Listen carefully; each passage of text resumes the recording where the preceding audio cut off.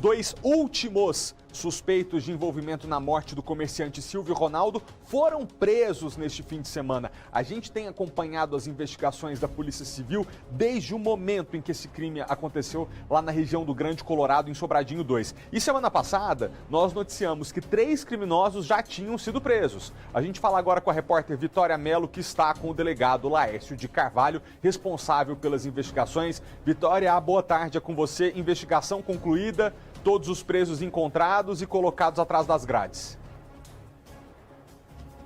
Todos os presos encontrados e agora atrás das grades. Felipe, boa tarde a você, boa tarde a todos. As últimas prisões, 2 últimas prisões ocorreram neste fim de semana. Inclusive, semana passada a gente estava falando sobre o pajé, então Marcos Vinícius de Novaes. Ele foi preso aqui em Sobradinho 2, assim como o 5º integrante desse latrocínio. Inicialmente, a polícia já tinha identificado 4 autores, mas os policiais já tinham a suspeita de que havia um 5º autor desse crime, e aí os policiais, conforme foram interrogando esses criminosos presos, identificaram esse 5º autor. Aqui ao meu lado, como você disse, está o delegado Laércio de Carvalho, que vem dando entrevista pra gente, a gente vem acompanhando o desfecho desse caso, e doutor, agora a gente já pode falar que esse caso está concluído, né? Boa tarde, obrigada mais uma vez pela entrevista. Boa tarde, Malta. Essa foi uma investigação penosa para nós.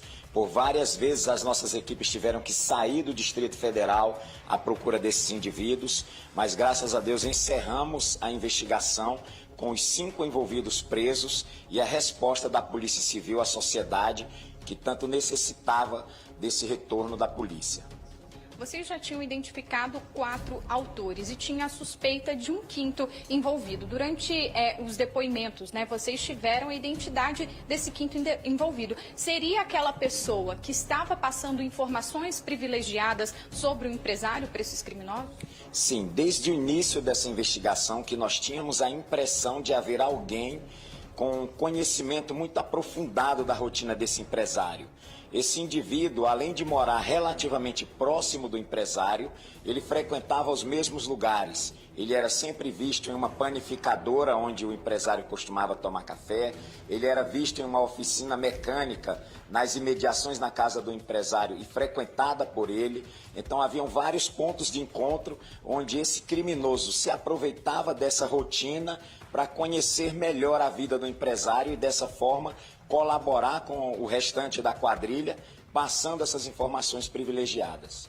Esses 2 últimos envolvidos foram presos aqui em Sobradinho 2, aqui na cidade. Eles não tentaram fugir, mesmo a família do pajé, como a gente comentou semana passada, tentando despistar a polícia, ele foi encontrado e preso aqui mesmo na cidade.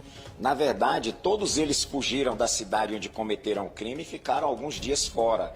O fato é que a criminalidade tem a falsa impressão de que aos finais de semana a polícia está mais parada, o que não é verdade.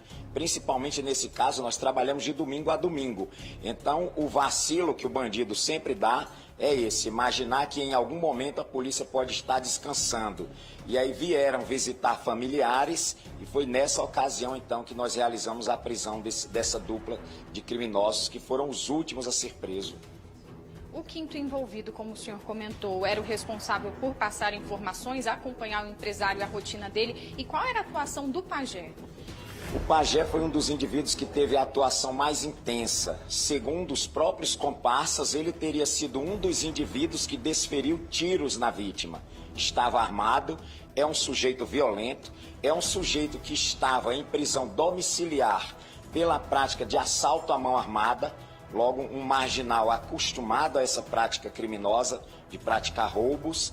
E ele teve essa atuação mais intensa porque, segundo seus próprios comparsas, ele teria sido um dos que desferiu disparos contra a vítima. Já a atuação do outro, foi em relação a informações. Ele também estava no dia do crime ou não? Ele ficou nesse monitoramento da vítima? Na verdade, ele esteve ali nas imediações do crime durante todo o tempo. Antes, durante e depois. Primeiro pelo local onde ele morava, que é um local muito próximo da casa da vítima. Segundo, porque ele é um indivíduo extremamente envolvido com os demais membros do grupo criminoso. Então ele era sempre visto na companhia desses outros criminosos, manuseando arma, planejando crimes, fazendo uso de drogas. Então, por mais que ele queira aí se desvencilhar de sua responsabilidade, é farta a prova no sentido da participação ativa dele no contexto desse crime. E algum deles em depoimento contou como foi esse crime, doutor, que tinha aquela dúvida de quanto levaram, por que mataram, já que o empresário possivelmente não esboçou uma reação, ele entregou o dinheiro aos criminosos? Todos os criminosos presos deram algum tipo de informação relevante a respeito da dinâmica do crime. Alguns deles chegou a fornecer detalhes muito precisos da dinâmica do crime.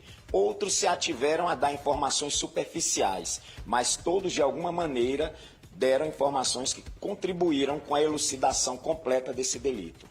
A ideia mesmo era roubar o empresário, e aí pela maldade mesmo, eles acabaram tirando a vida do Silvio.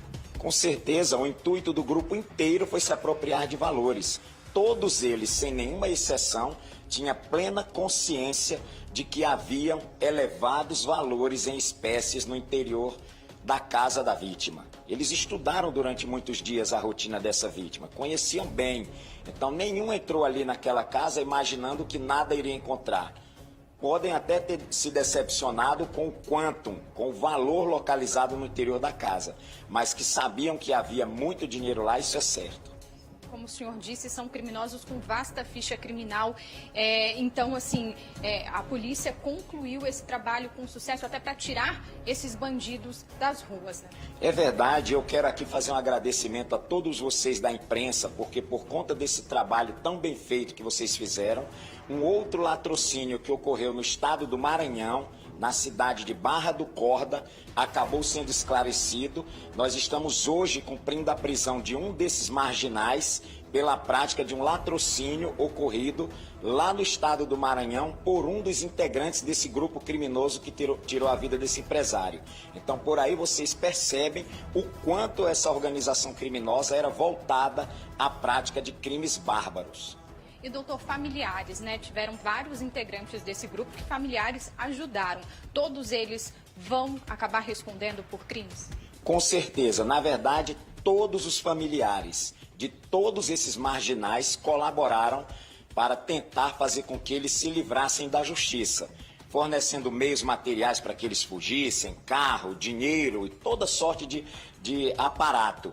Um deles chegou a alugar uma casa em um condomínio em Valparaíso, em um local bem escondido, bem retirado, e esse marginal ficava ali dentro da casa sem sair para nada. Então a família desempenhou um papel horrível de apoio irrestrito à fuga praticada por esses marginais. Doutor, muito obrigada pelas informações e parabéns pelo trabalho de toda a equipe aqui da 35ª. A gente agradece a atenção do senhor.